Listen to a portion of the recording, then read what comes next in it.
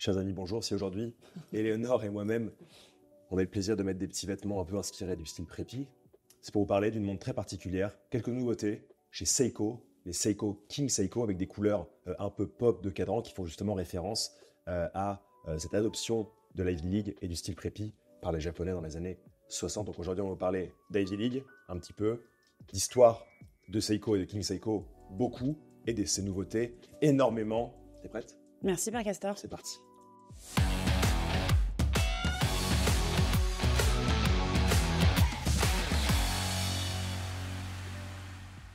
Père Castor, pour rebondir sur ce petit mot intéressant qui est le style prépi, qu'on attribue souvent aux Ivy League américaines, mais ici on parle évidemment des Ivy League japonaises.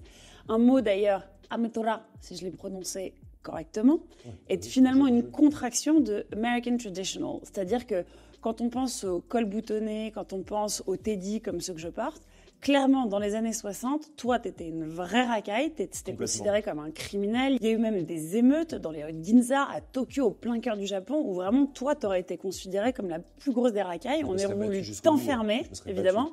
Moi, je m'en serais sortie à peu près. D'ailleurs, ça, c'est un teddy vintage. C'était ce côté, évidemment, presque américanisé, occidental. Et même avant les Jeux Olympiques de 1964, ils ont voulu mettre tout ça sous silence.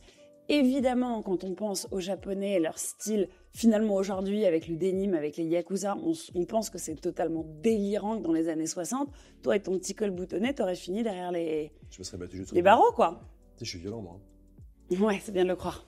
Ok, merci. Mais d'ailleurs, en parlant de, tu sais que moi, j'ai pas fait une Ivy League, mais j'ai fait l'équivalent d'une Ivy League aux États-Unis pour le métier que je fais aujourd'hui.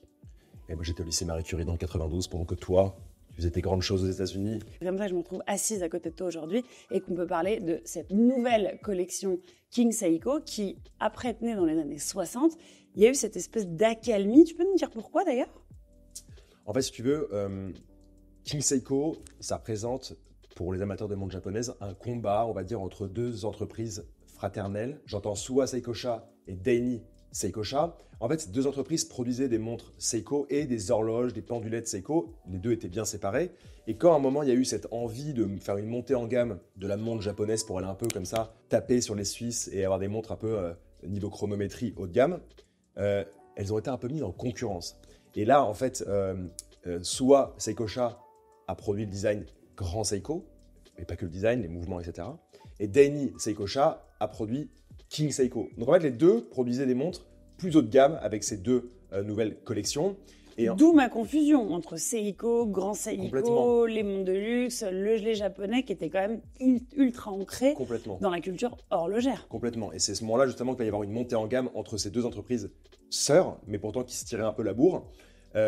Grand Seiko, ça a été des tests encore un peu plus poussés, et ce qui fait que dans les années 80, quand Seiko va se dire, bon, maintenant, comme on remet en avant une montre plus haut de gamme, une montre avec des finitions beaucoup plus poussées, des mouvements beaucoup plus poussés, niveau chronométrie, niveau complications, ils ont mis en avant Grand Seiko et pas King Seiko.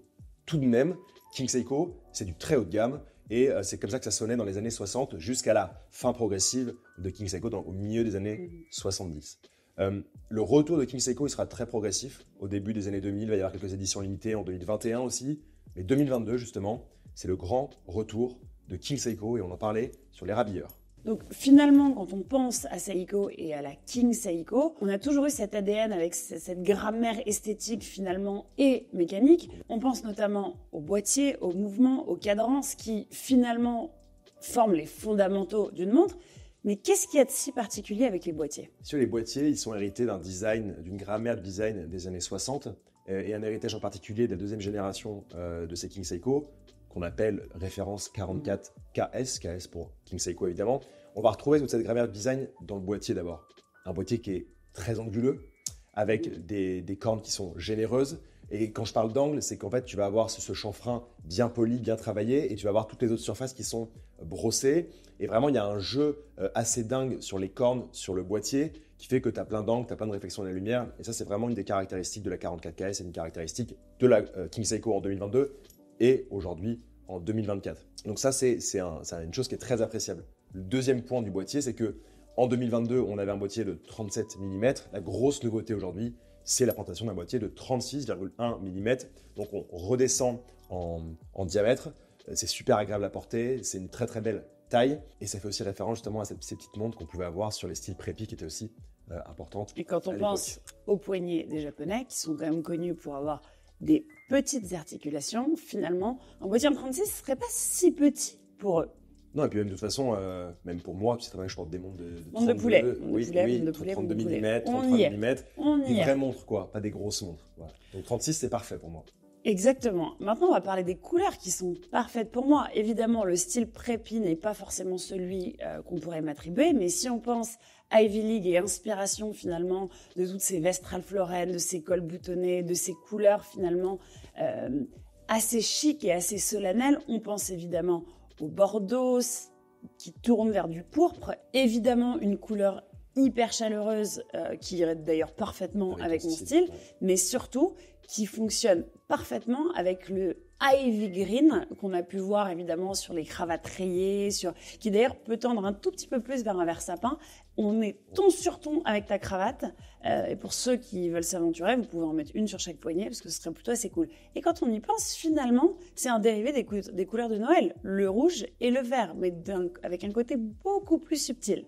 Et la dernière référence, parce que third time's a charm, j'étais obligée de te le sortir en anglais, c'est évidemment le cadran bleu de Saxe qui donne cette tonalité un petit peu bleu layette. Mais si on fait un parallèle avec Grand Seiko, c'est la couleur des cadrans qui sont utilisés en fait autour du sakura et donc du printemps avec évidemment les cerisiers en fleurs. Et c'est une tonalité typiquement japonaise et extrêmement subtile dont on voit la différence parce que l'aiguille des secondes est argenté, alors que les autres étaient dorés. Exactement. Pour faire un petit point justement sur les cadrans maintenant, après vous avoir parlé des boîtiers, les cadrans sont super intéressants parce qu'il y a aussi beaucoup de détails et de finition. Je pense notamment sur les King Seiko, marque de fabrique à midi, double index texturé avec des petites sphères, des petits points.